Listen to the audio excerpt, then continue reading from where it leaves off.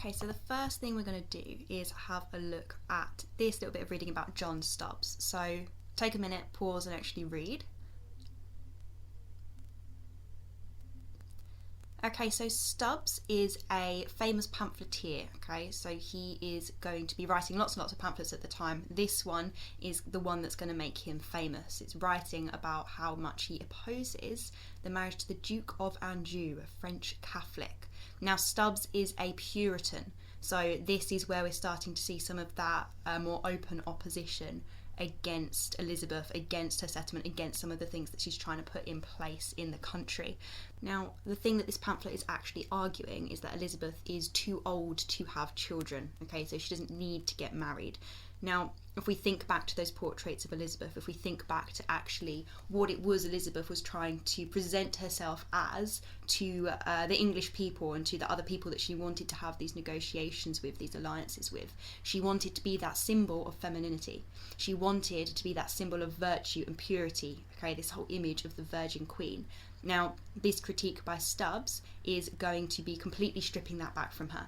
Okay, saying that actually this power that she has as a woman, as someone who's able to provide an heir, somebody who is going to be able to really secure their place on the throne like that, he's taking that away from her because actually he's saying that she has reached a point in her life where that's no longer an option. It's no longer something which she's able to provide. Now, this is going to make her look really, really weak. She's lost that power of negotiation if this kind of viewpoint then starts to take a hold of various other different people, if this starts to become something which is much more commonly felt by her people and by people in other countries that she wanted these negotiations with as well. So she doesn't want to lose that grip there, which is going to be one of the reasons why he's so harshly punished, so this mutilation and this imprisonment afterwards.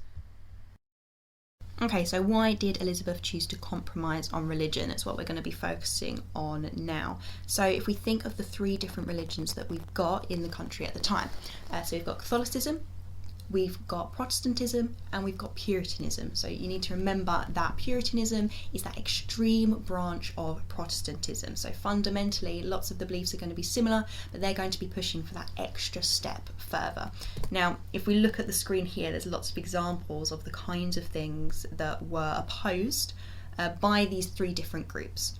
Okay, so Elizabeth, in finding this middle way, is going to face opposition from each different angle because she's cut the line right down the middle. There's going to be people trying to pull her in both directions. Okay, Catholics obviously want to keep things like ornaments and decorations. They want to be able to have those ties to their old religion so that they can continue to practice their old religion in a more private, in a more secretive way.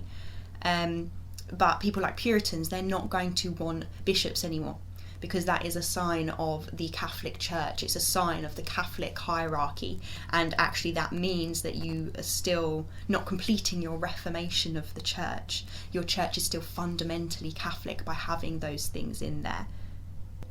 This idea of taking an oath of loyalty to Elizabeth, that's going to be opposed by people like Catholics who absolutely don't want to see her as the supreme governor of the church. They see the Pope as the supreme governor of the church. But as well, this is going to be something that Puritans might struggle over as well, because actually they don't want to see her as the supreme governor. Okay, they didn't believe in a head of the church, so they disagreed that actually Elizabeth should have been like that at all. They might have that loyalty to her as queen, but not necessarily as head of the church. They wanted that plain and simple church style. Okay, they wanted to get rid of those Catholic aspects to religion. They wanted to have very simple clothing or vestments for their priests and for any member of the clergy. They didn't want to have this really eccentric kind of worship or anything that really dressed up any element of worship any more than it needed to. They didn't agree with bishops as well. Now, the Puritans, there's never any kind of rebellion. There's never any kind of uprising that comes from the Puritans. They are a minority group. And actually they're really divided in what it is that they believe and the kind of changes that they think need to take place within England. So they're never going to be organised enough to actually have some kind of serious uprising or rebellion. But they all did agree that actually Elizabeth was better than any of their other options, because their other option was Catholic Mary, Queen of Scots, which obviously is the complete opposite of what the Puritans wanted, what they believed in. So they needed to have Elizabeth middle way, but they just wanted to keep pushing her and pressuring her to actually make it increasingly more Protestant, increasingly more Puritan. Now, some of them are going to have positions of power as bishops and in Parliament as well. Walsingham, he is a Puritan member of the Privy Council, so they are definitely having that influence in high up places. They have that influence over Elizabeth, but remember, she's going to be able to manipulate them as well. She's got lots of different people with lots of different opinions, and she's going to be playing them off against each other. So even though it's a strength, it's not necessarily going to mean that they're able to influence her decisions in a very, very significant way. Now, you're going to need this and this for this next activity. So what you need to do, however you want to present this, is up to you. You need to make some kind of continuum which shows the level of threat, okay, all the way from a minimal threat all the way up to a significant threat. Now, you're then going to need to, again, however you like, if you're writing this out, printing it out, or if you're going to copy and paste this information onto a Word document, it's up to you. You need to decide how much of a threat this posed to Elizabeth, each of the different cards. It says discuss with your neighbour, ring somebody up, text them, have that discussion with each other. That will make this task so much easier, and you can ask so many good questions and actually consider the implications of each of these different cards as well. Look at who was involved, how many were included, what type of threat it was, and how Elizabeth dealt with it. So if we look at the first card there, 1566, Puritan MPs demanded that priests should wear plain black gowns. Archbishop Matthew Parker made new rules that said priests had to wear coloured vestments, so vestments being the word for those gowns. Most agreed. 37 priests in London refused and were expelled from the church. So what you need to consider there is actually who's making those demands, how many are supporting these demands, and how many are not supporting these demands. Where are the people who aren't supporting these demands? So the fact that it's concentrated in London, okay, does that tell us that there's a greater threat in London? Does it tell us about the threat outside of London? You need to weigh those options up, and that's what you need to be considering when you're looking at the severity of this threat.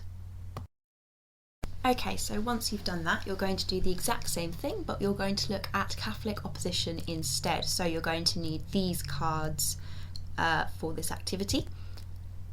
So, how did Catholics actually react to the religious settlement? Well, lots of people in England are still Catholic when Elizabeth becomes Queen, okay, especially away from London in the southeast. Mary's restoration of Catholicism had actually been really successful and actually had seen quite a lot of popular support. So Elizabeth, in setting her middle way, absolutely had to bear this in mind, that actually if she took this really extreme Protestant way, then she would not have the support of lots and lots of the English population. In the north of England, there are these rich, very, very powerful noble and gentry families who are still Catholic. Okay, the north is so far away from London. Elizabeth absolutely needs to bear in mind that there are these major centres of power all the way up in the north of England that she does not have easy access to. There are still lots and lots of Catholic priests, and actually all of this is really suggesting that there might be mass opposition from Catholics from the very beginning of Elizabeth's reign. There definitely is this opposition, but we don't see this mass opposition, this organised opposition, until the end of the 1560s, which is something that we'll get onto a little bit later. Now again, you need to assess using the cards which were a significant threat, considerable, limited or minimal. So again, just adding to your continuum there. Now let's do one together. So if we compare two of these cards, so if we look at that first card there, the fact that recusants were Catholics who refused to go to church. They paid a fine of 1 shilling a week. As long as they were loyal to the Queen, she turned a blind eye to them not going to church. Now if we're looking at things that are going to threaten her realm, okay, to threaten her middle way, that's going to be things that show open opposition. Now if they're not going to church, yes, that is open opposition, but actually if they're still loyal to her, if they're not really questioning her any further than this, if this is the odd recusant, then perhaps this isn't going to be a huge issue.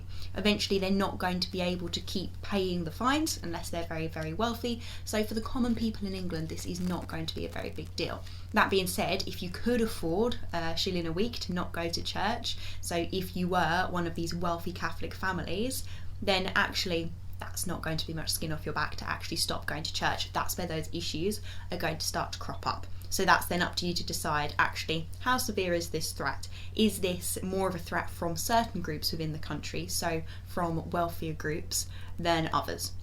If we compare that to the card that says some recusants went further than refusing to go to church. They did not want to compromise. They said in public that Elizabeth was illegitimate and should be replaced by Mary, Queen of Scots, her Catholic cousin. Now, this is obviously bumping that up that one step further. They're no longer just refusing. Okay, this isn't something that the Queen can turn a blind eye to. This isn't something that she can quietly ignore, because they are publicly criticising her. They're saying that she doesn't deserve the throne, that she's illegitimate, and that actually there was someone who had very strong claims to the throne who should be on the throne instead. This is going to be a bit more of a severe threat.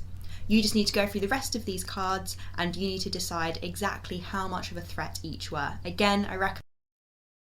Okay, so now you've had a chance to look at both the Puritan and the Catholic threat to the religious settlement, you need to decide actually overall how serious were each of these threats to this settlement.